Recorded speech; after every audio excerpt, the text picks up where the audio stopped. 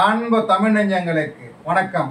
First show நிகழ்ச்சிக்கு உங்களை அன்போடு வரவேற்கின்றேன். இன்றைய ஃபர்ஸ்ட் ஷோ நிகழ்ச்சியில கசிவு திரைப்படத்தின் திரை விமர்சனத்தை தெரிந்து கொள்ள போகிறோம். வாங்க நிகழ்ச்சிக்கு போவோம். சின்ன வயசுல நிறைய பேர் தப்பு பண்ணிருப்பாங்க, சில பேர் தான் தப்பு பண்ணாம இருப்பாங்க. இருந்தாலும் சாகும் போது அந்த தவறுகளை யார்கிட்டயாவது சொல்லணும், மன்னிப்பு கேட்கணும் அப்படிங்கிற எண்ணம் இருக்கும் இல்லையா, அதுதான் இந்த படத்தோட கதை. இந்த படத்தினுடைய நாயகன் பொன்னாண்டி, அதாவது எம்.எஸ். பாஸ்கர். இவர் வயசானவர், வயசான மனைவியோட சந்தோஷமா வாழ்வாரு. ஆனாலும் அவருக்குள்ள ஒரு வேதனை இருக்கும். கிட்டத்தட்ட 7 பிள்ளைங்க பிறந்து இறந்து போயிருக்கும். கணவனும் மனைவியும் தான் தனியா வாழ்வாங்க.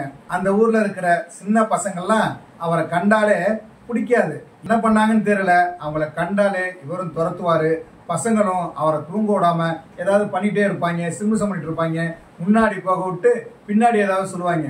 அதனால ஆத்திரத்துல கம்பை தூக்கிட்டு துரத்துவாரு. இப்படிதான் நடக்கும். கையில ஒரு கம்பு வச்சிருப்பாரு, ஊனி நடக்க மாட்டாரு, சும்மா கையில பிடிச்சிட்டு தெனாவட்டா நடப்பாரு. சின்ன வயசுல அப்படிதான் வாழ்ந்தாரு, தெனாவட்டா வாழ்ந்தவர். அதனால இப்பவும் முறுக்கேறின மாதிரி இருக்கிறோம் அப்படின்னு நினைச்சுக்கிட்டு தைரியமா இருப்பாரு. கையில ஊனிட்டு கூட நடக்க மாட்டாரு. அந்த அளவுக்கு தமிழ நம்பிக்கை வச்சிருப்பாரு. திடீர்னு ஒரு நாள் அவருக்கு உடம்பு சரியில்லாம போயிடும். பக்கத்து பொம்பளை பார்த்துட்டு கருக்கெல்லாம் வச்சு கொடுப்பாங்க, உதவியா இருப்பாங்க. இருந்தாலும் அவர் படுத்த படுக்கை இருக்கக்கூடாதுன்னு நினைக்கிறவர், எந்திரிச்சு நடக்கணும் அப்படின்னு ஆசைப்படுவாரு. மனைவி எவ்வளவு சொல்லியும் கம்பை கீழே போட்டுட்டு தனியா நடந்து போவார். கொள்ளைக்கு போறேன் அப்படின்னு சொல்லிட்டு போவார். போற வழியில அவருக்கு மயக்கம் வந்துடும், கூட்டிட்டு விழுந்துருவாரு. கல்லுல அடிபட்டு மண்டை உடஞ்சிடும். மண்டையில ஏற்பட்ட காயத்துக்காக மருந்து போடுவாங்க. இவர் துரத்தினார்ல பசங்க, அவனதான் போய் பச்சளை செடியெல்லாம் கொண்டாந்து கொடுப்பாங்க. அதை அரைச்சி பத்து போடுவாங்க. இருந்தாலும் அவருக்கு ஜுரம் நிற்காது, உடல்நிலை மோசமா இருக்கும், குழம்புவாரு. இருந்தாலும் அவர் கூட்டுக்குள்ள ஒரு விஷயம் இருக்கும். அந்த விஷயத்த சொன்னா உடலை விட்டு உயிர் போயிடும் அப்படிங்கிற எண்ணம். அதுக்காக அவருக்கு வேண்டிய சங்கரன் அப்படிங்கிற பையனை கூப்பிட்டு இந்த விஷயத்தெல்லாம் சொல்லுவாரு. விஷயத்த கேட்டதும் எல்லோருக்கும் அதிர்ச்சியா இருக்கும். அந்த விஷயம் என்ன, எதுக்காக அந்த விஷயத்த அவர் சொன்னாரு, ஏன் இழுத்துட்டு கிடந்தது அப்படிங்கிறது தான் இந்த படத்தோட மீதி கதை. இந்த படத்தின் நாயகனாக பொன்னாண்டி என்கிற கதாபாத்திரத்தில் நடிகர் எம்.எஸ். பாஸ்கர் நடிச்சிருக்கிறாரு. கலைமாமணி விருது வாங்கியிருக்கிறாரு, தேசிய விருது வாங்கியிருக்கிறாரு, மொழி படத்திற்காக தமிழக அரசின் விருது வாங்கியிருக்காரு. ஏகப்பட்ட விருதுகளை வாங்கினவர். அவர் நடிக்கிறத பத்தி கேட்க வேணுமா என்ன, நல்லா நடிப்பார் அப்படின்னு கமலஹாசன் வாயாலேயே பாராட்டு பெற்றவர். நிறைய நடிகர்கள் அவரோட நடிக்கிறதுக்கு யோசிப்பாங்க. அதனால நல்ல கதாபாத்திரம், நல்ல நடிக்கக்கூடிய கதாபாத்திரம் அப்படின்னா எம்.எஸ். பாஸ்கர் கூப்பிடுங்க அப்படிங்கிற நிலைதான். அந்த மாதிரி இந்த படத்திலும் ஒரு நல்ல கதாபாத்திரத்துல தன்னை முழுமையா அர்ப்பணிச்சுக்கிட்டு நடிச்சிருக்கிறார். இந்த கதாபாத்திரமாக அவர் வாழ்ந்திருக்கிறார் அப்படிதான் சொல்லணும். கதாபாத்திரம் நமக்குள்ள உட்கார்ந்துக்குதுன்னா அதுக்கு காரணம் அவருடைய நடிப்பு. அவர் நடிப்பை பத்தி நிறைய சொல்லிட்டே போகலாம். இந்த கதாபாத்திரத்திற்காக அவருடைய நடை, உடை, உடல் உழைப்பு, இப்படி எல்லாத்தையும் சொல்லிட்டே போகலாம். அவரது மனைவியாக பார்வதி பாட்டியாக விஜயலட்சுமி நடிச்சிருக்காங்க. இவங்களும் அவ்வளவு இயல்பா அந்த பாத்திரமா தான் தெரிவாங்க. இவருக்கு முன்னாடியே பூவும் பொட்டோட நாம போயிடணும் அப்படின்னு நினைப்பாங்க. ஆனா காலம் சும்மா விடுமா, அவரை முதல்ல அழைச்சிட்டு போயிருது, இவங்களை அள வச்சிருது.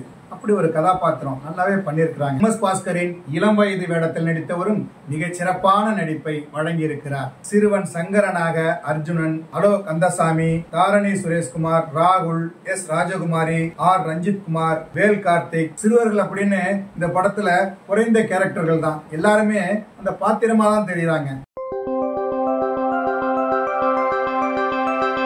இந்த படத்திற்கு ஜி. முருகன் ஒளிப்பதிவு செய்திருக்கிறார்.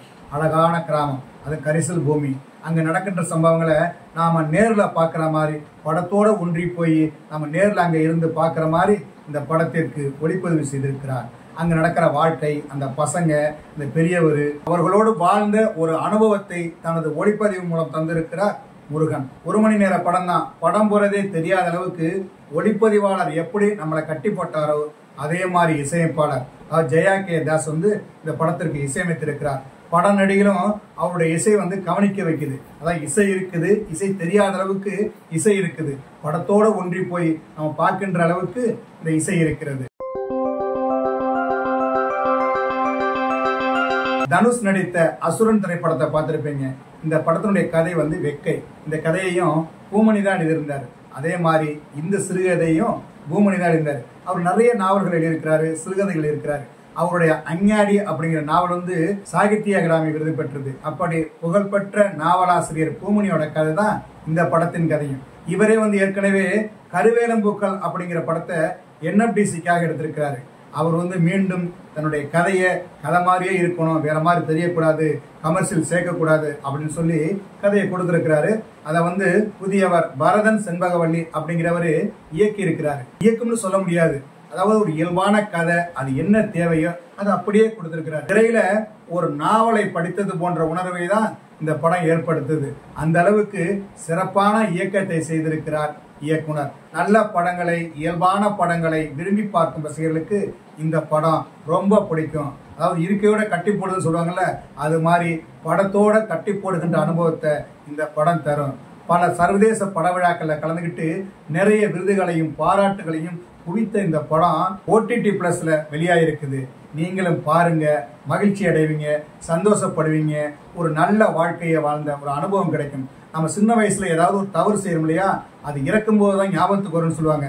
அந்த உணர்வை உங்களுக்கு ஏற்படுத்தும். நாம அப்படி செய்யலனாக்க இனியும் செய்யக்கூடாது. நம்ம இறக்கும் போது அதுவே நம்மளை வந்து படுத்தி மோசமான நிலையில சாக வைக்கும் அப்படிங்கிற ஒரு உணர்வை ஏற்படுத்தும். தவறு செய்பவர்களுக்கு ஒரு பாடமாகவும் இருக்கும். அதனால இந்த படத்தை OTT+ல பாருங்க, மகிழ்ச்சி அடைவீங்க. என்ன நேயர்களே, கசிவு திரைப்படத்தின் திரை விமர்சனத்தை தெரிந்து கொண்டீர்களா? சரி, தமிழ் வலைக்காட்சியை தொடர்ந்து பாருங்கள். தமிழ் வலைக்காட்சியை லைக் பண்ணுங்க, ஷேர் பண்ணுங்க, கமெண்ட் பண்ணுங்க, சப்ஸ்கிரைப் பண்ணுங்க. தமிழ் வலைக்காட்சியின் புதிய அப்டேட்டுகள் உடனுக்குடன் உங்களுக்கு தெரிய வர அருகில் உள்ள பெல் பட்டனை மறக்காமல் அமுக்குங்க. கலை இலக்கியம் யாவும் மக்களுக்கு.